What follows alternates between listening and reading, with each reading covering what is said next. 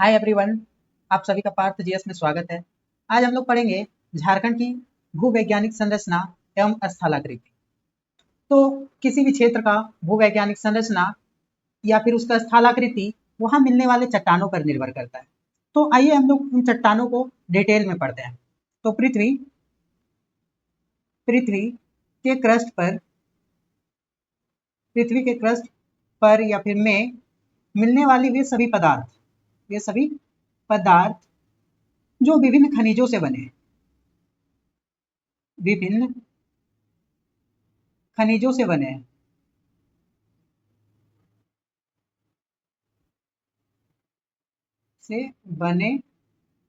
हैं।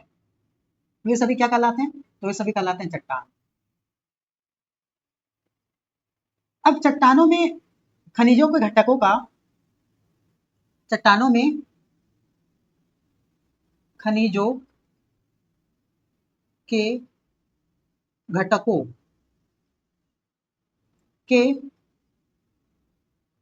संगठन का कोई निश्चित मात्रा नहीं होता है।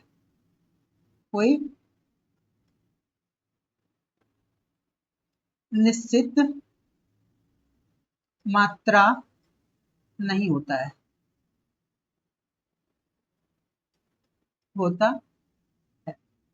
मतलब क्या कि पृथ्वी के क्रस्ट में वे सभी पदार्थ जो भिन्न खनिजों से बने हैं उनको हम लोग क्या बोलते हैं? चट्टान बोलते हैं। और चट्टान में खनिजों के घटकों का संगठन का कोई निश्चित मात्रा नहीं है। मतलब क्या कि अलग अलग चट्टान में आयरन, सोडियम, मैग्नीशियम मतलब जो मिनरल है वो विभिन्न रूपों में हो सकता है, मतलब विभिन्न मात्रा में हो सकता है, कोई फिक्स नहीं है। अब हम लोग देखेंगे चट्टानों के प्रकार। चट्टान के कितने प्रकार होते हैं? तो चट्टान के मुख्यतः तीन प्रकार होते हैं। तीन प्रकार क्या क्या? तो पहला आग्नेय चट्टान या फिर इसी को बोलते हैं सेल। इसको बोलते हैं इग्नियस रॉक।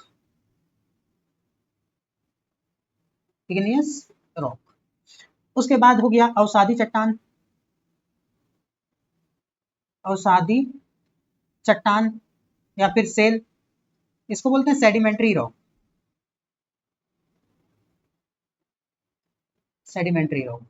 उसके बाद हो गया रूपांतरित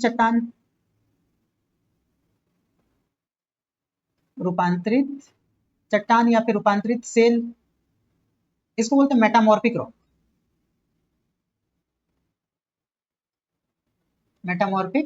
रॉक।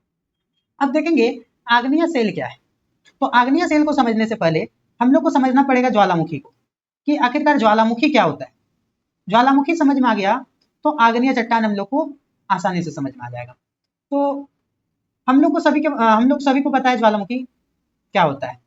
तो ज्वालामुखी क्या है? तो एक तरह से एक पहाड़ है जिसके अंदर क्या होता है? तो बहुत सारे तरल पदार्थ होते हैं। ज्वालामुखी क्या है? एक पहाड़ है। अब इसके अंदर क्या होता है? तो बहुत सारे तरल पदार्थ होते हैं। इसके अंदर बहुत सारा तरल पदार्थ होता है।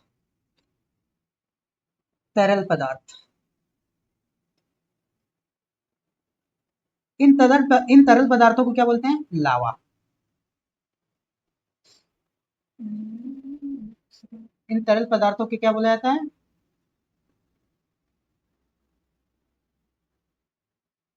तो इन सभी तरल पदार्थों को बोला जाता है लावा, या फिर इसको यहाँ लिखते हैं।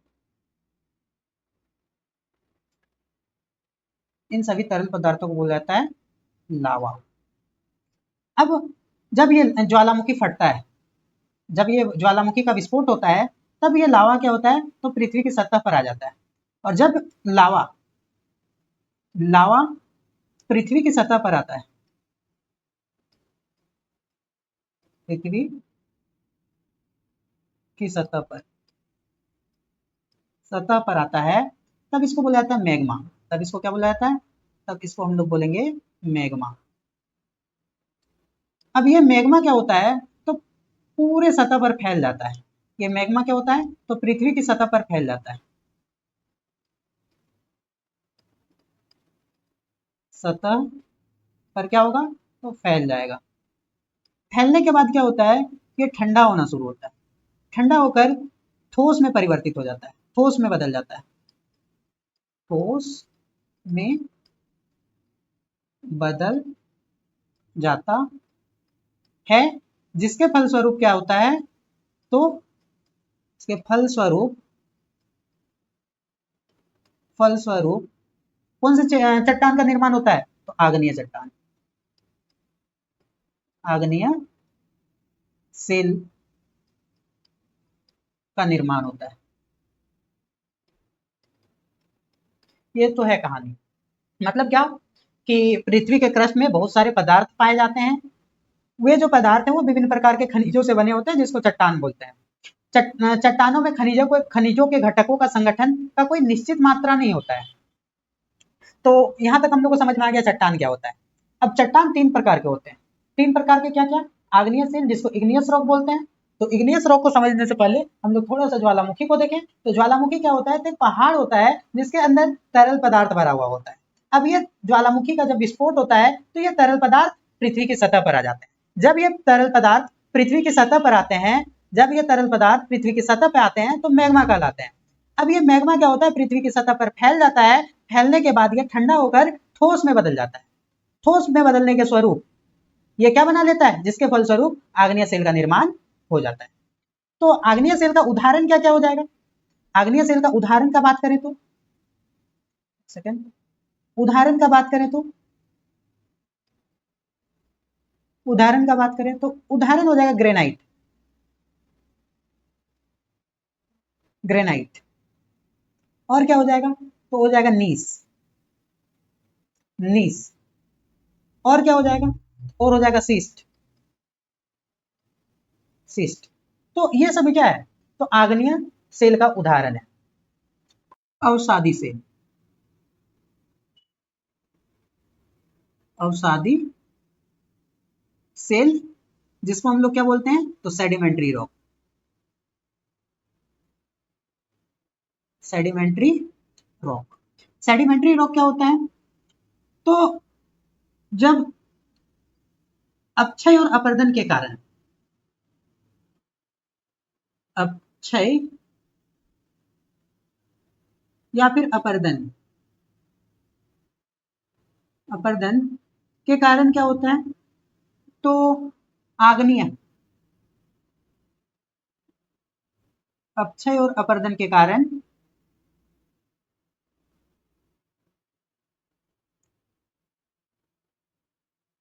आग्नेय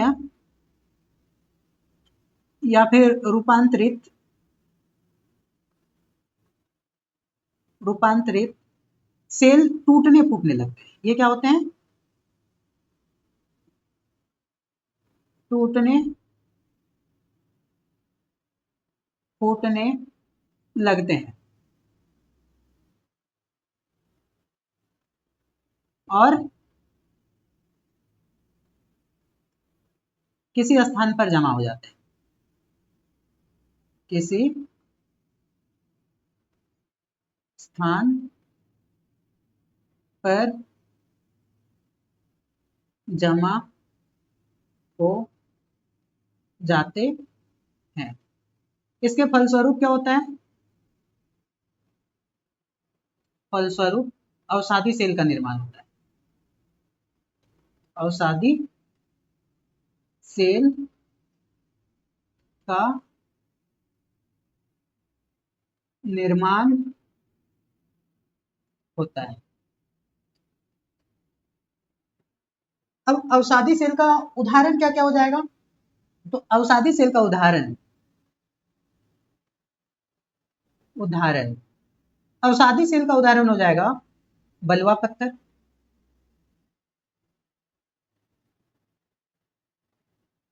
पत्थर, चूना पत्थर,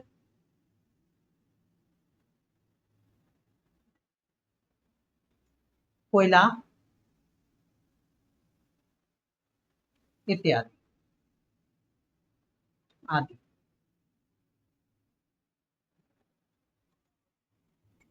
तो ये हो गया अवसादी सेल। हाँ, नोट करके लिखिएगा, अवसादी सेल जो है, अवसादी सेल में क्या होता है, जीवाश्म पाया जाता है।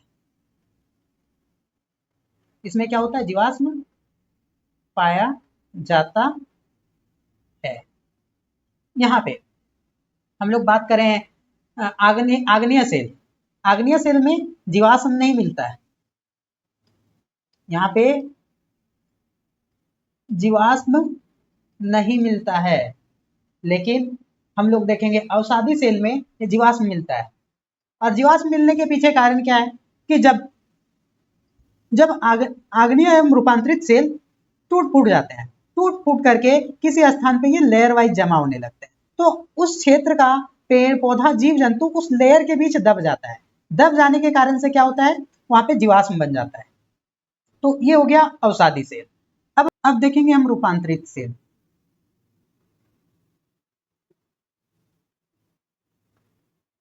रूपांतरित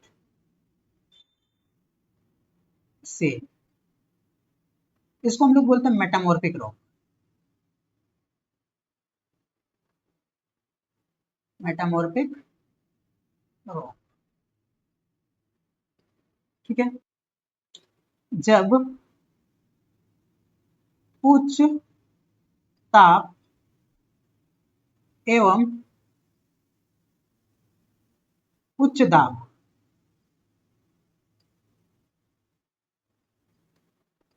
उच्च दाब के कारण अवसादी आग्नेय आग्नेय या फिर अवसादी सेलों के संगठन या फिर स्वरूप में परिवर्तन हो जाता है, में परिवर्तन होता है, तो क्या होता है, रूपांतरित सेल का निर्माण होता है।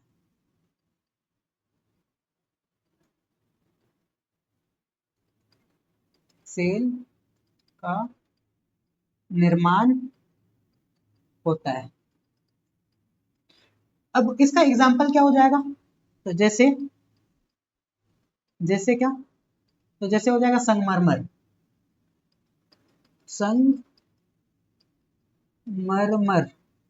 ये बना किससे होता है, तो ये बना होता है चूना पत्थर से, पत्थर से बना होता है।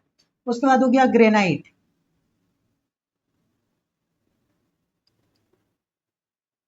ग्रेनाइट ग्रेनाइट बना होता है किससे, तो नीस से, और इसमें जीवाश्म नहीं पाए जाते हैं।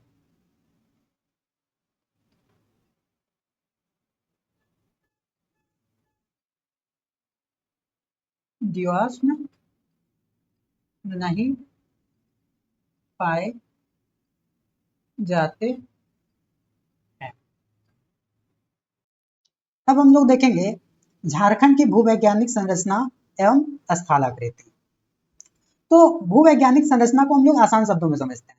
तो भूवैज्ञानिक संरचना को आसान शब्दों में समझने के लिए हम लोग पृथ्वी की तुलना एक बड़े इमारत से करते हैं, बड़े इमारत से करते हैं। जिस तरह से किसी बड़े इमारत का या फिर इमारत का बाहरी रूप इस बात पर निर्भर करता है कि उसका अंदरूनी संरचना किस तरह से है। मतलब क्या कि लोहे के सरियों का अरेंजमेंट, ईंटों का अरेंजमेंट, सीमेंट का अरेंजमेंट किस तरह से है, इस बात पर निर्भर करता है कि उस इमारत का बाहरी ढांचा किस प्रकार से होगा। ठीक उसी प्रकार से पृथ्वी का बाहरी रूप पृथ्वी का बाहरी रूप मतलब पृथ्वी का बाहरी रूप मतलब क्या कि मैदान, पर्वत, पठार, ये सब पृथ्वी का बाहरी रूप है। तो ये पृथ्वी का जो बाहरी रूप है ये किस बात पर निर्भर करता है, किसके अंदर चट्टानों का अरेंजमेंट किस प्रकार से है, इस बात पर निर्भर करता है कि पृथ्वी का बाहरी स्वरूप क्या होगा। तो उसी चीज और इसी को हम लोग क्या बोलते हैं, तो भूवैज्ञानिक संरचना बोलते हैं। तो भूवैज्ञानिक संरचना उसके विन्यास, व्यवस्था और ज्यामिति पर डिपेंड करता है। भूवैज्ञानिक विशेषता क्या है, तो उसका विन्यास है, व्यवस्था है और ज्यामिति है। हम लोग देखेंगे चट्टानों का व्यवस्था। चट्टानों का व्यवस्था व्यवस्था कि पृथ्वी के अंदर चट्टान किस तरह से व्यवस्थित है। तो पृथ्वी के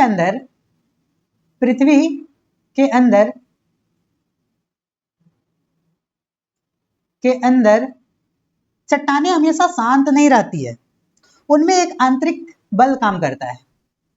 पृथ्वी के अंदर चट्टानें शांत नहीं रहती है। उसमें क्या होता है, तो एक आंतरिक बल काम करता है। आंतरिक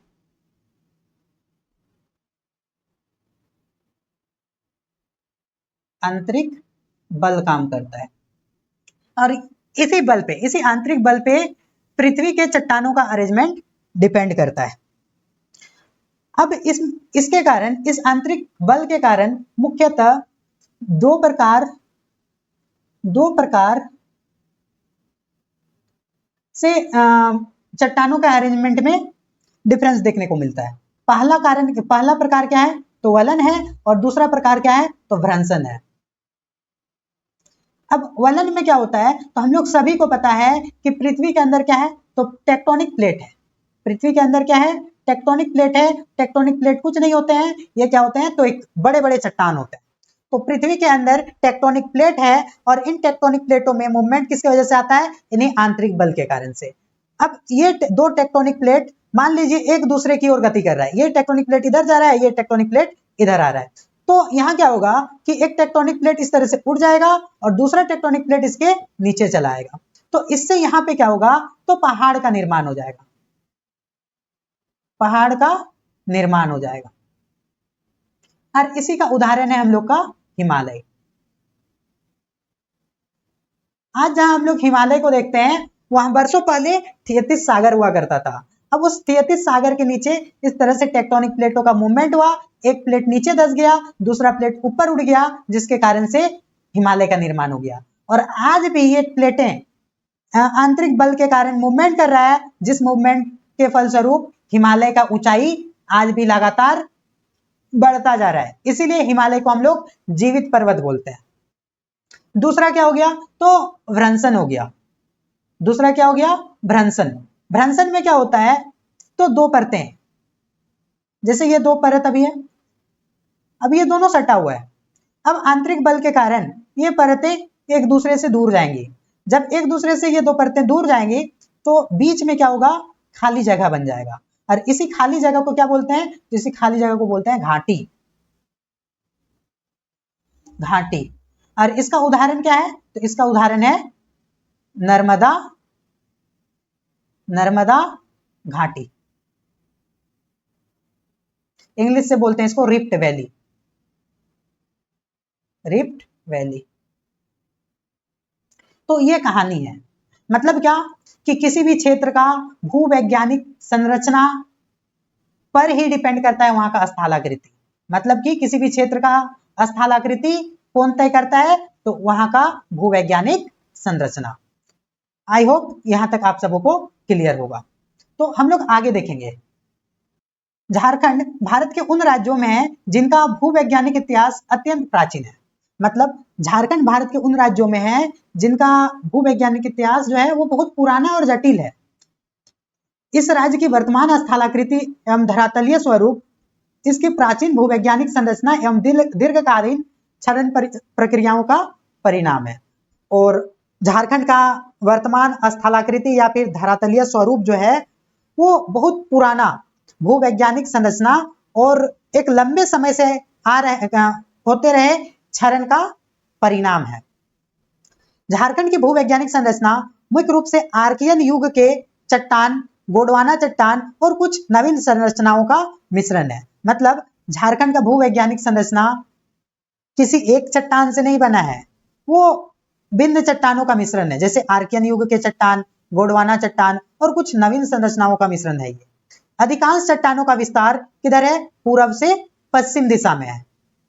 एक्सेप्शन में क्या है? सिंहभूम। जैसे मैक्सिमम चट्टान का विस्तार ईस्ट से वेस्ट की ओर है, पूरब से पश्चिम की ओर है, लेकिन सिंहभूम में स्थित जो चट्टान है उनका विस्तार दक्षिण पूर्व से दक्षिण पश्चिम की ओर है। छोटा नागपुर के चट्टानों का संबंध किससे है? तो आर्कियन काल के चट्टानों से है। तो आगे हम लोग मुख्य रूप से क्या पढ़ेंगे? तो आर्कियन क्रम के चट्टानों को पढ़ेंगे, विंध्यन क्रम के चट्टानों को पढ़ेंगे, सिनोजोइक क्रम के चट्टानों को पढ़ेंगे, गोंडवाना क्रम के चट्टानों को पढ़ेंगे, राजमहल ट्रैप को पढ़ेंगे और कुछ नवीन निक्षेपों को पढ़ेंगे।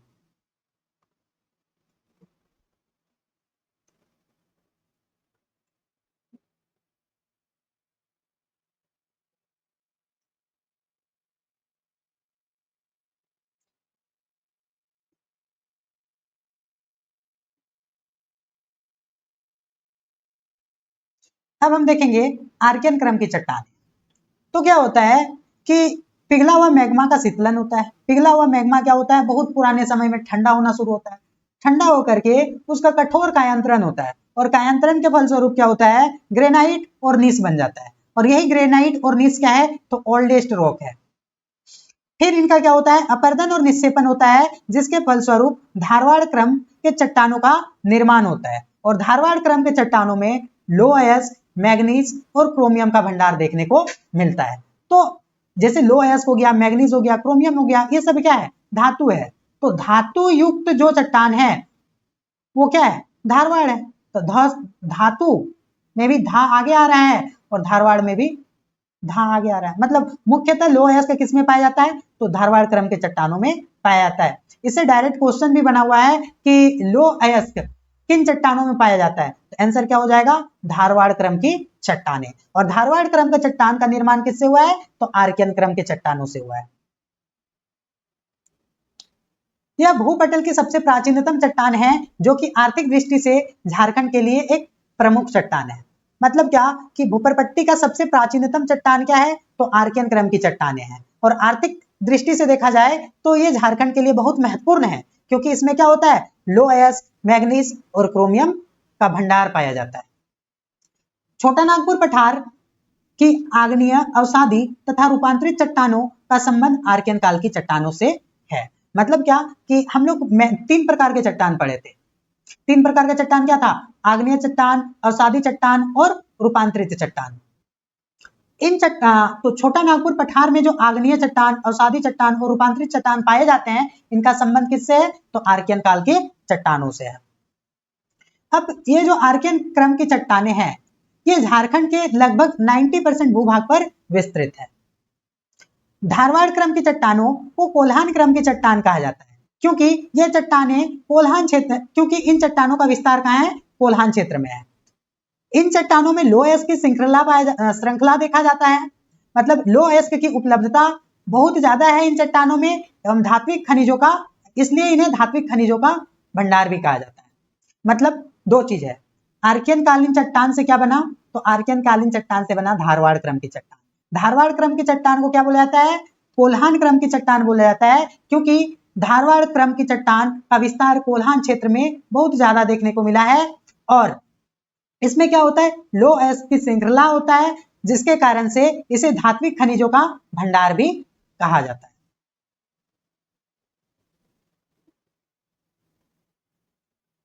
अब देखेंगे विंध्यन क्रम की चट्टानें। विंध्यन क्रम की चट्टानें झारखंड में विंध्यन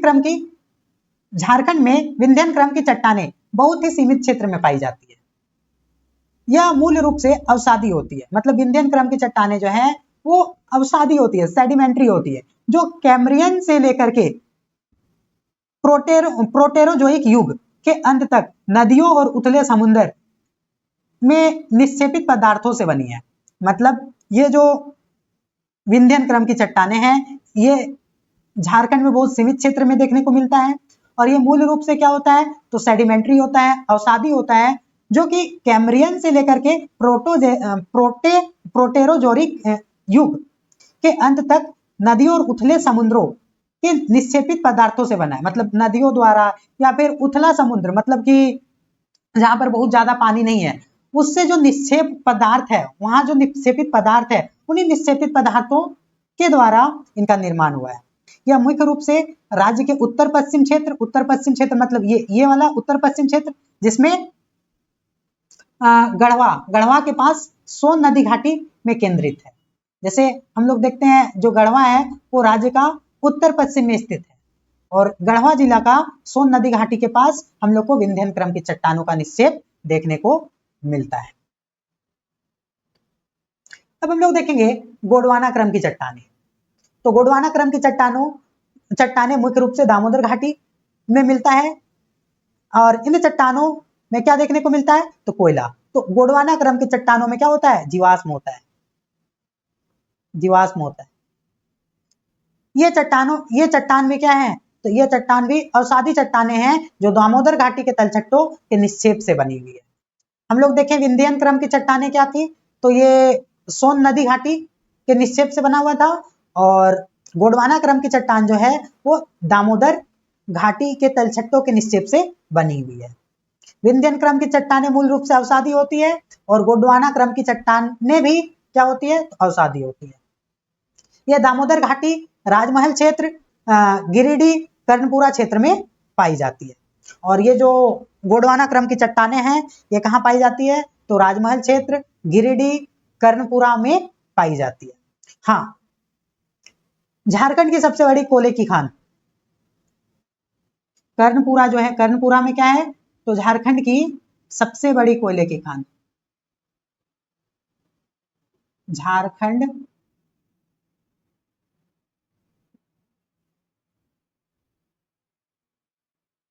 की सबसे बड़ी क्षेत्र की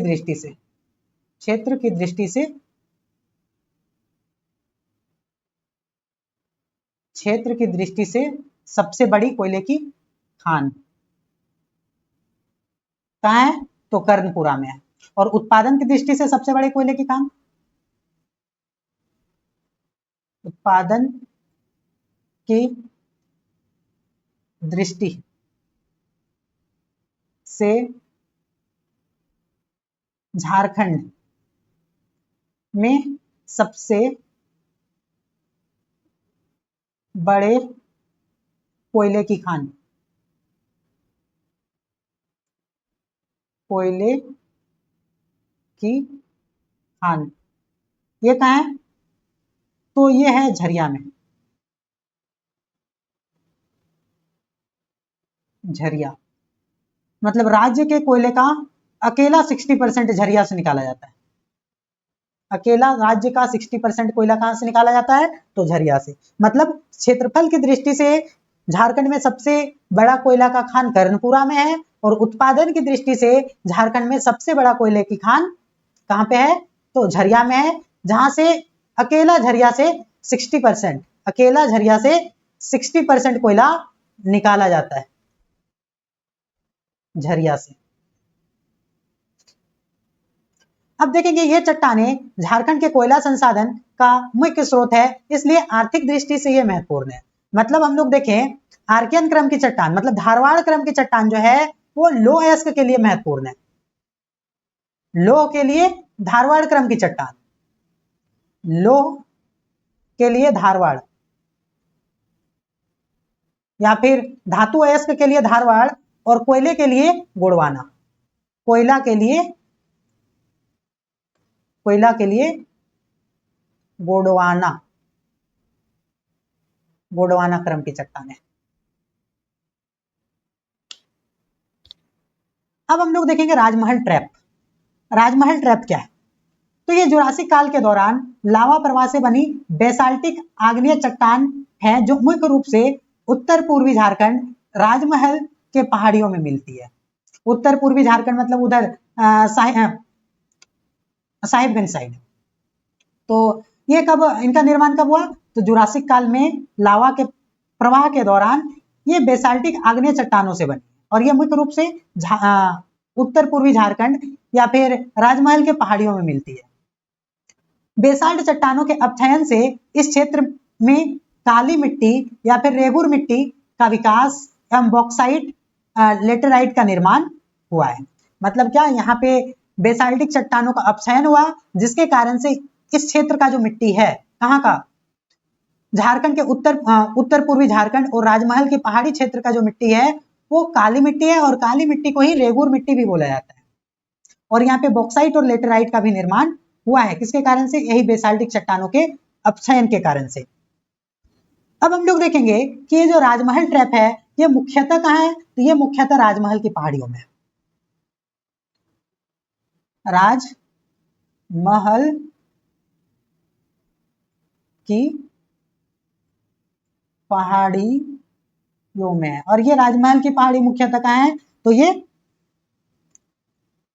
राजमहल की पहाड़ी कहाँ है, तो उत्तर में साहिबगंज,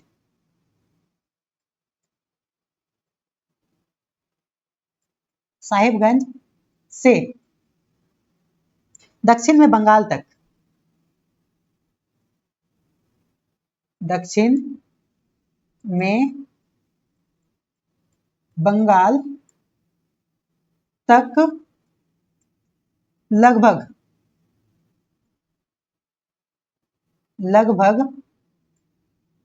3000 वर्ग किलोमीटर में फैला हुआ है, किलोमीटर में फैला है। अब ये जो राजमहल ट्रैप है इसका औसत ऊंचाई, राजमहल ट्रैप का औसत ऊंचाई कितना है, तो 500 से लेकर के 1000 फीट तक, 500 से 1000 फीट तक। मीटर में बात करें तो 150 से 300 मीटर इसका औसत ऊंचाई है।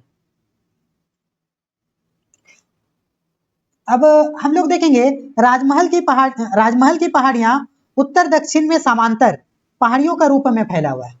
ये राजमहल की पहाड़ियां जो है,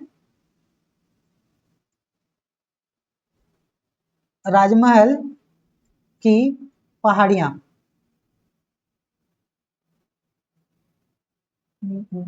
राजमहल की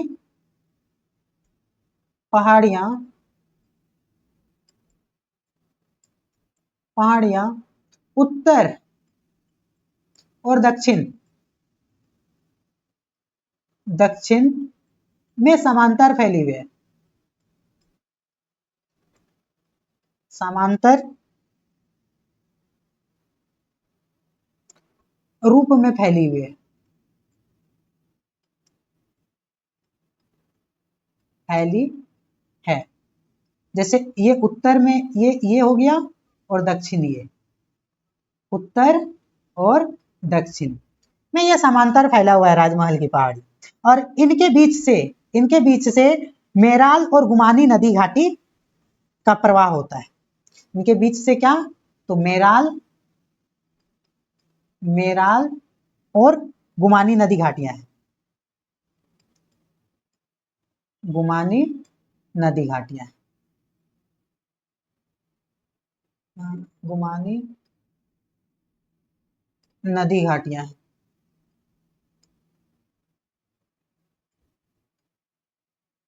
घाटियां है, मेराल और गुमानी नदी घाटियां। हाँ, अब देखेंगे सीनोजोइक क्रम की चट्टानें। यह नूतन जीवी महाकल्प की चट्टानें हैं। यह मुख्य रूप से अपरदन एवं निक्षेपण प्रक्रियाओं से संबंधित है। इस काल में हिमालय का उत्थान से छोटा नागपुर के पठार पर व्यापक प्रभाव पड़ा था। मतलब सीनोजोइक क्रम की चट्टान जो है वो नूतन जीवी महाकल्प की चट्टान है और इस काल में हिमालय का उत्थान हुआ था और इससे छोटा नागपुर के पठार क्षेत्र में बहुत व्यापक प्रभाव देखने को मिला था।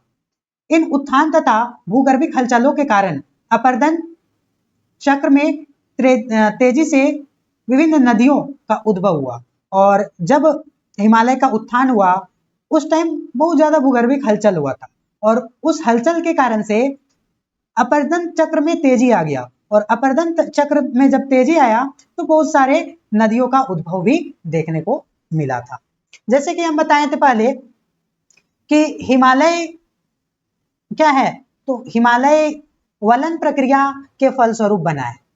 मतलब वहां पे पहले हिमालय नहीं था, वहां पे दो चट्टान आपस में एक दूसरे की ओर मूवमेंट करता है, मूवमेंट करने के कारण से एक चट्टान नीचे एक चट्टान ऊपर चला जाता है, जिसके फलस्वरूप क्या हुआ था, हिमालय का निर्माण हुआ था। आज जहां हिमालय है वहां पे पहले क्षैतिज सागर हुआ करता था।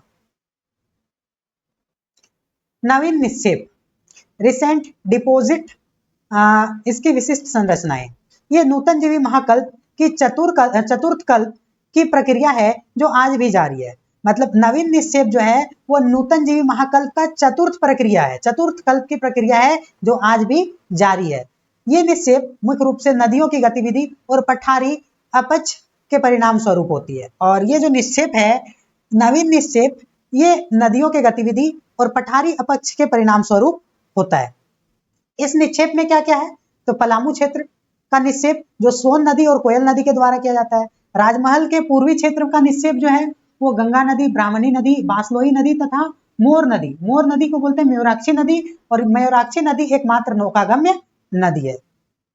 सिंहभूम क्षेत्र में स्वर्णरेखा नदी के द्वारा निक्षेपण किया जाता है। अब देखेंगे नदियों के द्वारा मैदानी क्षेत्र में अपरदन एवं निक्षेपण के कारण अनेक स्थानों पर ग्रेनाइट के ऊंचे भूभाग निर्माण हो गए हैं। मतलब क्या कि नदियों द्वारा मैदानी क्षेत्र में अपरदन और निक्षेपण हो रहा था और जिसके परिणाम स्वरूप क्या होता है, अनेक स्थानों पर ग्रेनाइट का ऊंचा भूभाग निर्मित हो गया है जिसको मोनेडॉक कहा जाता है। दक्षिण में सिंहभूम क्षेत्र से लेकर उत्तर में छोटा नागपुर तक खोंडालाइट, बेजावाड़ा, नाइस नामक विशिष्ट प्रकार के चट्टान पाए जाते हैं। ये बहुत ज्यादा इंपॉर्टेंट है, इसको आप याद रखिएगा। मतलब ये डायरेक्ट क्वेश्चन पूछा हुआ है कि नदियों द्वारा मैदानी क्षेत्र में अपरदन एवं निक्षेपण के कारण अनेक स्थानों पर ग्रेनाइट के ऊंचे भूभाग निर्मित हो गए हैं जिन्हें क्या कहा जाता है, तो उसको मोनेडॉक कहा जाता है।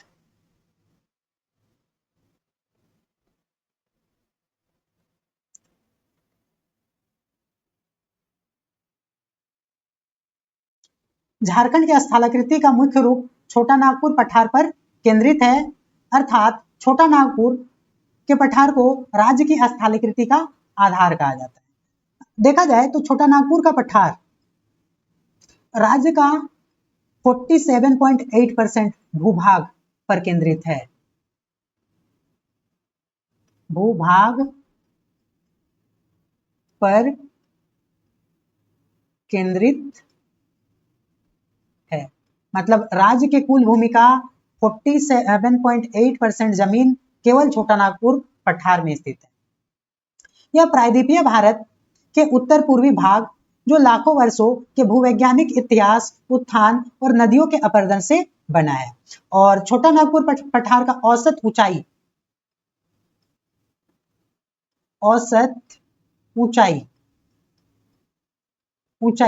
कितना है, तो 760 मीटर है, 760 मीटर है। छोटा नागपुर पठार को औद्योगिक भारत का हृदय भी कहा जाता है, इसको औद्योगिक भारत का हृदय भी कहा जाता है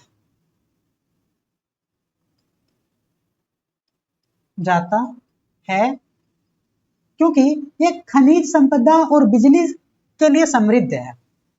इसके बाद इसको भारत का रूर भी कहा जाता है, भारत का रूर भी कहा जाता है।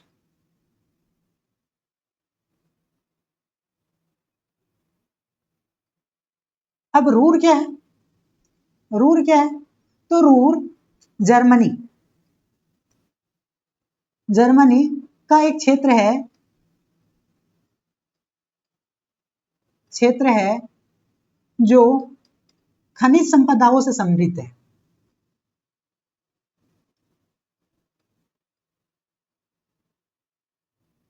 संपदाओं से समृद्ध है। उसी प्रकार भारत में सेम इसी तरह से भारत में छोटा नागपुर का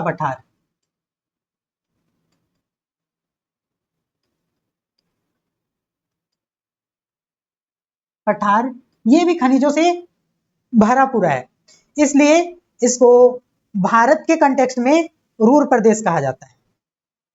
यहाँ खनिज संसाधनों का सबसे महत्वपूर्ण संकेंद्रण, जिसके कारण से इसे खनिजों का गोदाम भी कहा जाता है। और छोटा नागपुर पठार में खनिज संसाधनों का सबसे महत्वपूर्ण संकेंद्रण है, इसीलिए इसको खनिजों का गोदाम घर भी कहा जाता है। अब हम लोग देखेंगे झारखंड की स्थलाकृतियों को मुख्य रूप से 4 भागों में वर्गीकृत किया गया है। वो क्या क्या है? तो पाट क्षेत्र या फिर पश्चिमी पठार, फिर रांची हजारीबाग का पठार, फिर निचला या फिर बाह्य पठार, फिर दामोदर घाटी क्षेत्र। इसके अलावा 2 स्थलाकृति है, राजमहल की पहाड़ियां और कोल्हान और सिंहभूम क्षेत्र के मैदान।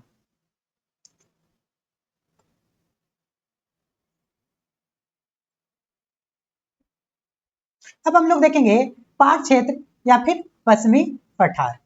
पाट का अर्थ होता है समतल शीर्ष वाला पहाड़ी मेसा जैसी संरचना जो तीव्र ढलान वाला हो। मतलब देखिए ये भूस्थल है। अब यहां से क्या है, तो एक आकृति, चट्टानों का एक आकृति सीधा उठा हुआ है, एक सीधा आकृति उठा हुआ है और उसके शीर्ष पर क्या है, तो एक समतल सतह है, फ्लैट टॉप है। इस तरह के आकृति को हम लोग क्या बोलते हैं, तो इस तरह के आकृति को बोलते हैं पाट या फिर पठार। यह झारखंड का सबसे ऊंचा भाग है। ये जो पाट क्षेत्र है ये झारखंड का सबसे ऊंचा भाग है और ये त्रिभुजाकार आकृति में है। यहाँ आकृति पूछा जाता है कि पाट क्षेत्र का आकृति बताइए। पाट क्षेत्र का आकृति,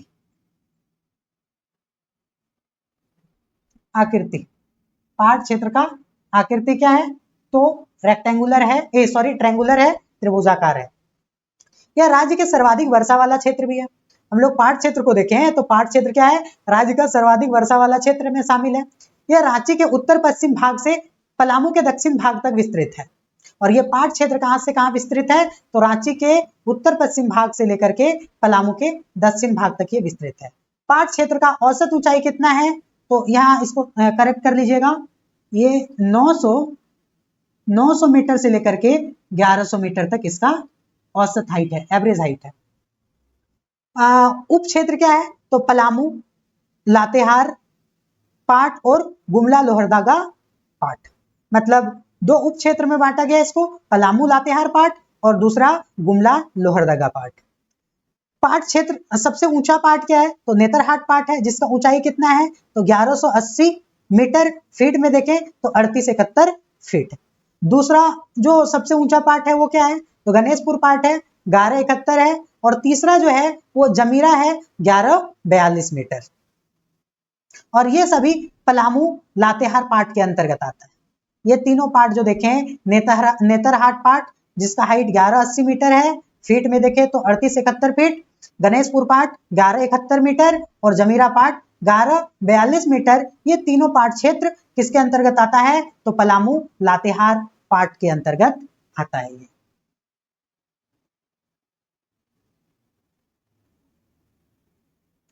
अब हम देखेंगे रांची हजारीबाग पठार।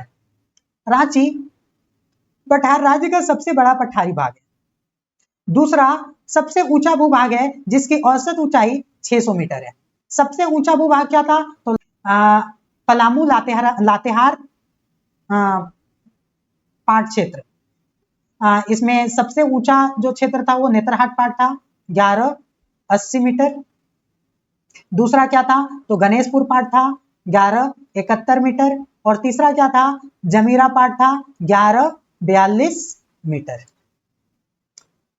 राज्य का सबसे बड़ा पठारी भाग क्या है, तो रांची पठार है। और दूसरा सबसे ऊंचा भूभाग है जिसकी औसत ऊंचाई कितना है, तो 600 मीटर है।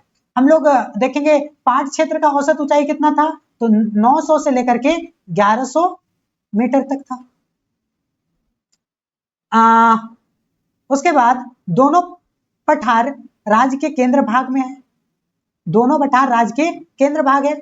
रांची केंद्रीय दक्षिण भाग में और हजारीबाग केंद्रीय उत्तर भाग में है। अब यहां से आपसे एक सवाल है कि उत्तरी छोटा नागपुर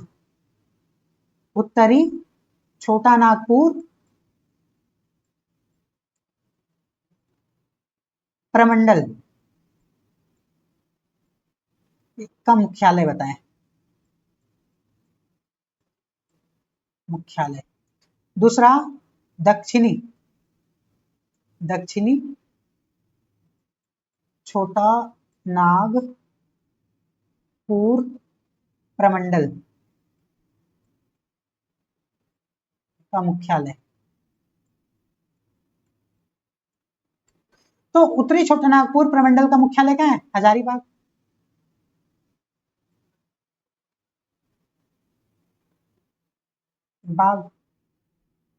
हजारीबाग। और दक्षिणी छोटा नागपुर का रांची। तो वही चीज है, इसी को हम लोग यहाँ से रिलेट कर सकते हैं कि रांची कहाँ है, तो केंद्रीय दक्षिणी भाग में है और हजारीबाग केंद्रीय उत्तरी भाग में। हजारीबाग पठार रांची पठार से दामोदर घाटी द्वारा अलग होता है। मतलब क्या कि रांची का पठार और हजारीबाग का पठार को अलग करने वाला कौन है, तो दामोदर घाटी है। रांची पठार के किनारे कई नदियों के कटाव के कारण दस्सम, हुंडरू, गौतम धारा जैसे प्रसिद्ध जलप्रपात का निर्माण हुआ है। जैसे हम लोग बात करें हुंडरू जलप्रपात, हुंडरू फॉल को ही बोलते हैं जलप्रपात। तो ये क्या है, तो राज्य का दूसरा सबसे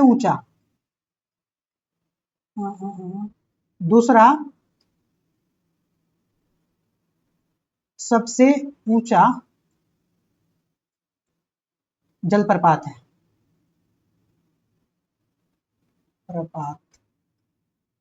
उसका हाइट कितना है, तो हाइट है 322 फीट। उसके बाद कौन सा नदी पे है, तो स्वर्ण रेखा।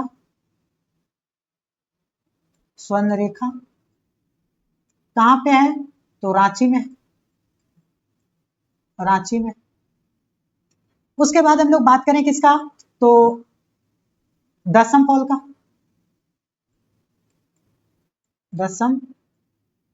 फॉल। ये दसम फॉल कहाँ है, तो ये तेमारा घाटी में। दसम फॉल कहाँ है, तो तेमारा घाटी में है। और ये फॉल गिरने के बाद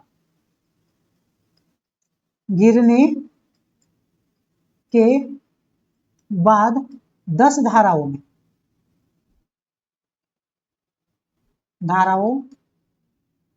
में बट जाती है।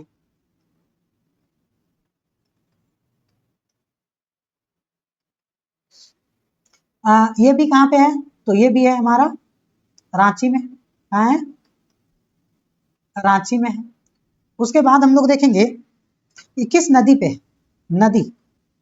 पे है, तो ये है कांची नदी पे।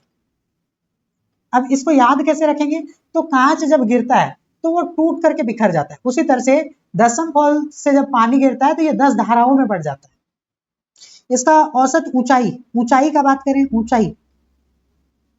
ऊंचाई का बात करें तो ये कितना है, तो 144 फीट है। अब हम लोग बात करेंगे गौतम धारा का। गौतम धारा को जौनहा फॉल भी बोला जाता है। ये कहाँ पे है, राड़ू नदी पे स्थित है। ये कहाँ पे है, तो राड़ू नदी पर है। उसके बाद इसका औसत हाइट कितना है, तो 141 फीट है। इसको लटकती हुई घाटी का संज्ञा दिया गया है। और इसको सीता फॉल को इसका बहन भी बोला जाता है। मतलब क्या, सीता फॉल सीताफॉल को इसका बहन बोला जाता है, किसका? गौतम धारा का या फिर जोन्हा फॉल का। अब हम लोग देखेंगे बाह्य पठार या फिर निचला पठार। यह राज्य के सबसे निचला भाग है जिसकी औसत ऊंचाई 300 मीटर है। मतलब बाह्य पठार जो है ये राज्य के सबसे निचला भाग है और इसका औसत ऊंचाई कितना है? तो 300 मीटर है। यह रांची पठार तथा ऊपरी हजारीबाग पठार के उत्तर पूर्व तथा दक्षिण दिशा से घिरा हुआ है, इसलिए इसे बाह्य पठार भी कहा जाता है। और इसी बाह्य पठार के अंतर्गत क्या आता है? तो हमारा पारसनाथ का पहाड़ी। ये किसके अंतर्गत आता है? तो बाह्य पठार के अंतर्गत आता है। बाह्य पठार के अंतर्गत आता है। अब हम लोग पारसनाथ का पहाड़ी निचली हजारीबाग पठार के पूर्वी किनारे पर स्थित है। राज्य का सबसे ऊंचा शिखर है। इसका हाइट कितना है? तो 1365 मीटर ये हाइट है। अब हम लोग देखेंगे पारसनाथ पहाड़ी को डिटेल में। पारसनाथ पहाड़ी को देखेंगे डिटेल में। तो हम लोग देखें पारसनाथ पहाड़ी क्या है? तो बाह्य पठार का हिस्सा है, बाह्य पठार के अंतर्गत आता है ये निचले हजारीबाग पठार के पूर्वी किनारे पर स्थित है और राज्य का सबसे ऊंचा शिखर है जिसका हाइट कितना है? तो 1365 मीटर इसका हाइट है। ये पारसनाथ जो है ये संवेद शिखर के नाम से भी जाना जाता है।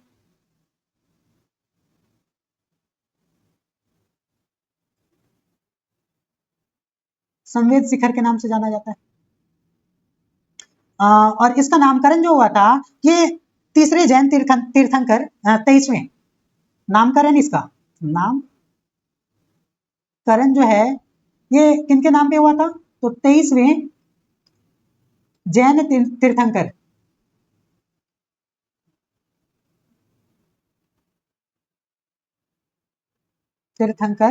पार्श्वनाथ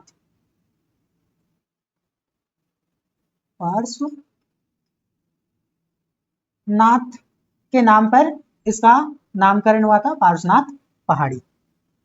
संथाल जनजाति के द्वारा इसे क्या कहा जाता है? संथाल जनजाति के द्वारा इसे क्या कहा जाता है? तो मारांग बुरु, जिसका अर्थ क्या होता है? इसका अर्थ क्या होता है? इसका अर्थ होता है महान पर्वत। इसका अर्थ क्या होता है? महान पर्वत। इसका निर्माण जो है, इसका निर्माण आर्कियन काल के पायरोक्सी ग्रेनाइट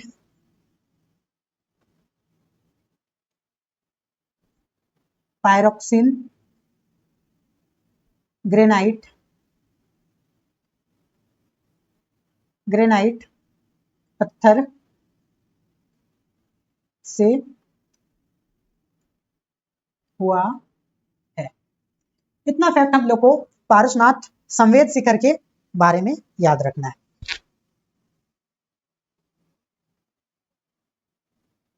अब हम देखेंगे दामोदर घाटी क्षेत्र।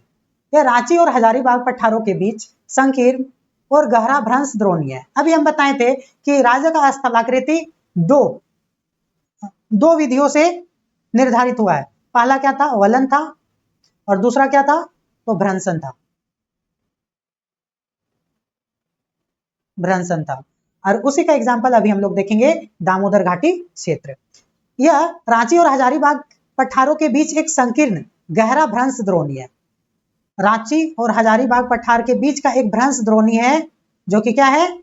दामोदर नदी घाटी। और यही दामोदर नदी घाटी रांची और हजारीबाग पठार को एक दूसरे से अलग करता है, जो भूवैज्ञानिक स्वरूप में बहुत ही महत्वपूर्ण है, क्योंकि इसी क्षेत्र में, इसी भ्रंश घाटी क्षेत्र में, दामोदर घाटी क्षेत्र में गोंडवाना क्रम की चट्टानें मिलती है।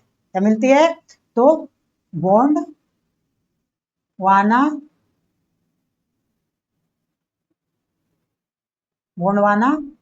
क्रम की चट्टान।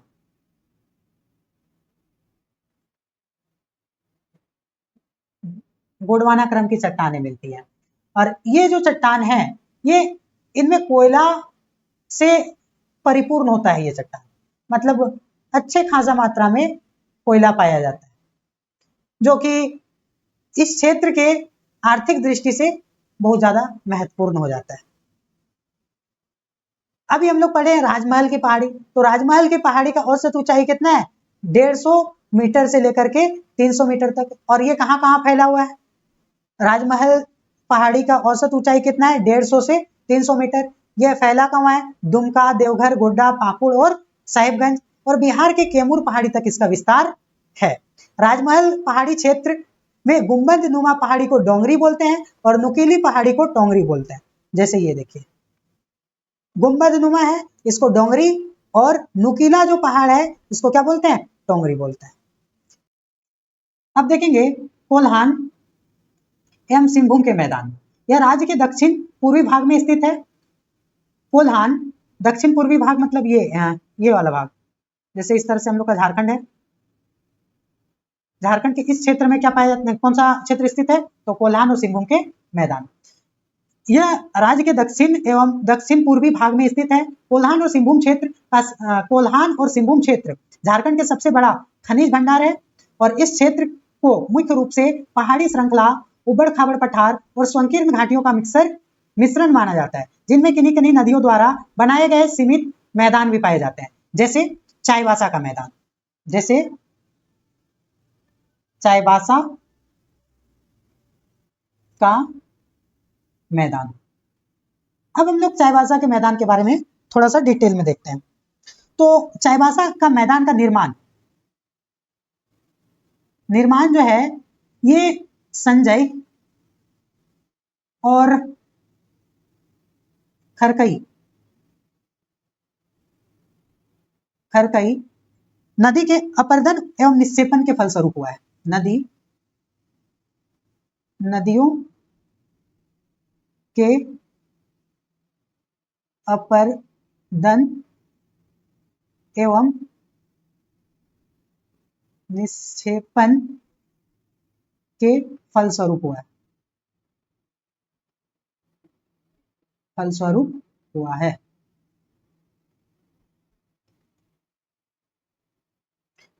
अब हम लोग चाईबासा के मैदान के चौहद्दी को जान लेते हैं। चाईबासा के मैदान के चौहद्दी को जान लेते हैं।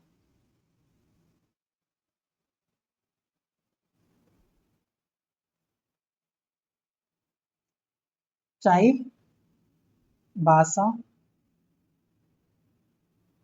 के मैदान, इसके चौहद्दी को जान लेते हैं। तो इसके उत्तर में है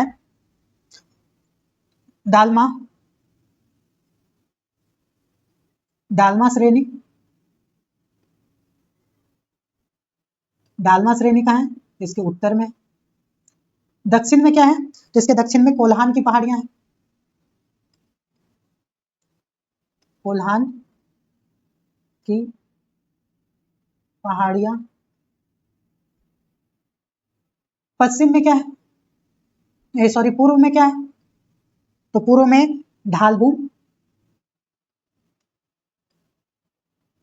ढालभूम की श्रेणी है। और इसके पश्चिम में देखा जाए तो इसके पश्चिम में सारंडा वन है।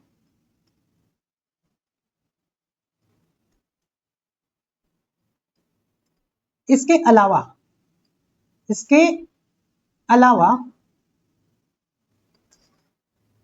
पश्चिम उत्तर में क्या है? तो पोरहाट का पहाड़ी।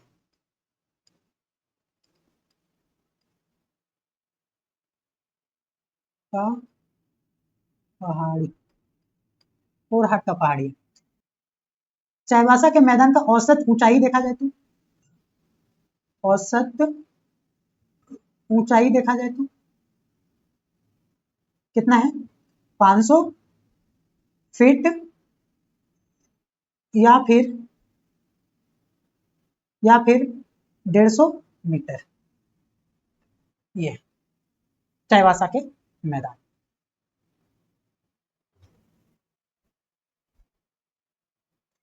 अब हम लोग देखेंगे राज्य के महत्वपूर्ण पहाड़ी, अब हम लोग देखेंगे राज्य के महत्वपूर्ण पहाड़ियां एवं घाटियां। तो हजारीबाग जिला में कौन कौन सा पहाड़ है? तो सीतागढ़ पहाड़ी, कन्हारी पहाड़ी, बरकट्ठा पहाड़ी, जवाहर पहाड़ी और चरही पहाड़ी। तो यहाँ से 3 पहाड़ी को हम लोग कनेक्शन के जरिए याद रखेंगे। हजारीबाग है, बाग, तो जब सीता माता का रावण के द्वारा हरण कर लिया गया था तो उनको कहाँ रखा गया था? तो बाग में रखा गया था। तो सीतागढ़ पहाड़ी कहाँ है? हजारीबाग में है। कन्हारी पहाड़ी, तो ये भी कहाँ है? हजारीबाग में है, इस पे गाना भी शूट हुआ है। उसके बाद बरकट्ठा कहाँ है? तो हजारीबाग में है। जवाहर घाटी पहाड़ी हजारीबाग में, और चरही पहाड़ी, तो चरही मतलब चरना, तो पशु कहाँ चरता है? तो पशु चरता है जहाँ घास होता है, घास कहाँ होता है? बाग में होता है। तो हजारीबाग में क्या क्या है? तो सीतागढ़ पहाड़ी, कन्हारी पहाड़ी, बरकट्ठा पहाड़ी, जवाहर पहाड़ी और चरही पहाड़ी। पलामू में क्या है? तो चियांकी पहाड़ी, सुल्तानी पहाड़ी और कांडा पहाड़ी। अगला है रांची, रांची में क्या है? टैगोर पहाड़ी, बारिंदा पहाड़ी, हबरुआ पहाड़ी, सिकिद्री घाटी और पिठोरिया घाटी। मतलब यहाँ पे देखें तो हजारीबाग में 3 घाटी है, बरकट्टा घाटी, जवाहर घाटी और चरही घाटी। पहाड़ 2 प्रमुख पहाड़ है, सीतागढ़ पहाड़ और कन्हारी पहाड़। पलामू में चियांकी पहाड़, सुल्तानी घाटी और कांडा घाटी। रांची में क्या है? टैगोर पहाड़ी है, बारिंदा पहाड़ी है, हबरुआ पहाड़ी है और सिकिद्री घाटी है और पिठोरिया घाटी है। धनबाद में देखें तो हरी पहाड़ी है, तेलिया पहाड़ी है और कांटा पहाड़ी है। अब देखें गिरिडीह, गिरिडीह में क्या है? पारसनाथ पहाड़ी, देव पहाड़ी, सोना पहाड़ी, भेलवा पहाड़ी और भिंकी पहाड़ी। तो इन दोनों को इस तरह से कनेक्ट कर सकते हैं कि पारसनाथ पहाड़ी का हाइट कितना है? 1365 मीटर, 1365 मीटर। अब 1365 मीटर है और झारखंड का सबसे ऊंचा चोटी है, और देव कहाँ रहते हैं? सबसे ऊंचे स्थल पर। तो देव पहाड़ी कहाँ है? गिरिडीह में है। उसके बाद सोना पहाड़ी, भेलवा घाटी और भिंकी घाटी, ये सब कहाँ है? तो हम लोग का गिरिडीह में। उसके बाद देखेंगे साहेबगंज, साहेबगंज में बरहेट घाटी है, जलेबिया घाटी है और मोती पहाड़ी है। साहेबगंज में एक झरना भी है, मोती झरना, साहेबगंज में मोती झरना है, मोती झार झरना चाहे जलप्रपात। कौन सी नदी में है? अजय नदी में, अजय नदी में। तो बरहेट घाटी, जलेबिया घाटी और मोती पहाड़ कहाँ है? तो साहिबगंज में। गुमला में क्या है? तो त्रिशमुख पहाड़, बेंग पहाड़ी और पालकोट पहाड़ी। गोड्डा में क्या है? तो 12 कोपा, कोपा को कर दीजिए तोपा, तो कोई भी चीज को हम लोग कहाँ तोपते हैं? गाढ़ा में तोपते हैं। तो 12 कोपा पहाड़ी कहाँ है? गोड्डा में है। दूधिया पहाड़ी कहाँ है? गोड्डा में है। सुंदर पहाड़ी कहाँ है? गोड्डा में है। उसके बाद हम लोग बात करेंगे देवघर, देवघर में क्या है? तो त्रिकुट पहाड़ी है, नौलखा पहाड़ है, नौलखा पहाड़ में क्या है? नौलखा मंदिर भी है, और नौलखा मंदिर को युगल मंदिर भी बोला जाता है। उसके बाद क्या है? तो नंदन पहाड़ी है, उसके बाद बुढ़ई पहाड़ी है और टिको पहाड़ी है। उसके बाद लोहरदगा में क्या है? तो कोराम्बे पहाड़ी है और केकरांगा घाटी है। अच्छा, कोराम्बे पहाड़ी को क्या बोला जाता है? हल्दी घाटी भी बोला जाता है, झारखंड का हल्दी घाटी। कोराम्बे पहाड़ को क्या बोला जाता है? तो झारखंड का हल्दी घाटी, झारखंड का हल्दी घाटी बोला जाता है कोराम्बे पहाड़, जो कि कहाँ पे है? लोहरदगा में है। केकरागा घाटी, ये भी लोहरदगा में है। दुमका में क्या है? तो दुधवा पहाड़ है, और इसी दुधवा पहाड़ से क्या निकला है? ब्राह्मणी नदी।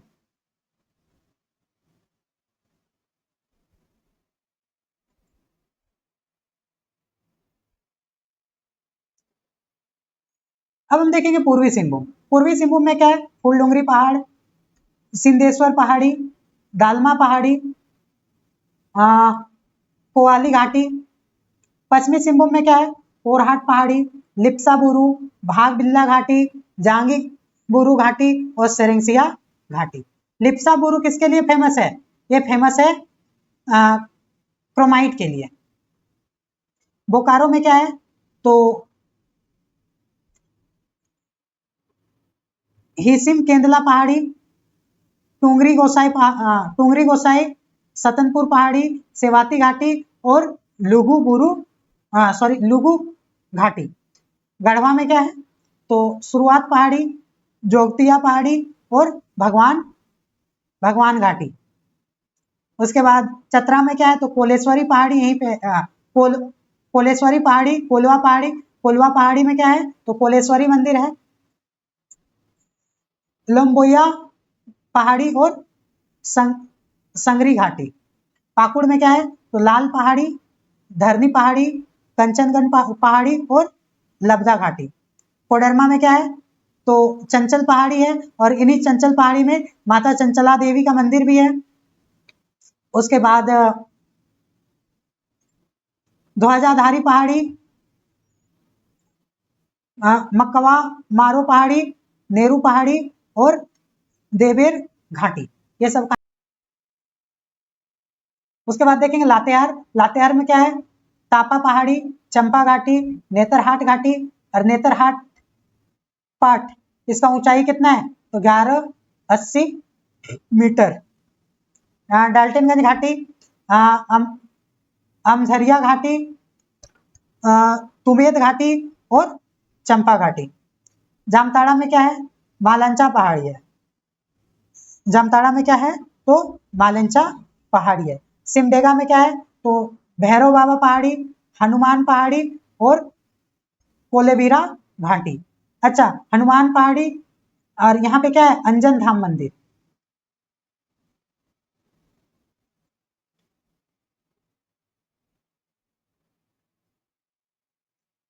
जो कि माता अंजनी, माता अंजनी और हनुमान जी का मंदिर।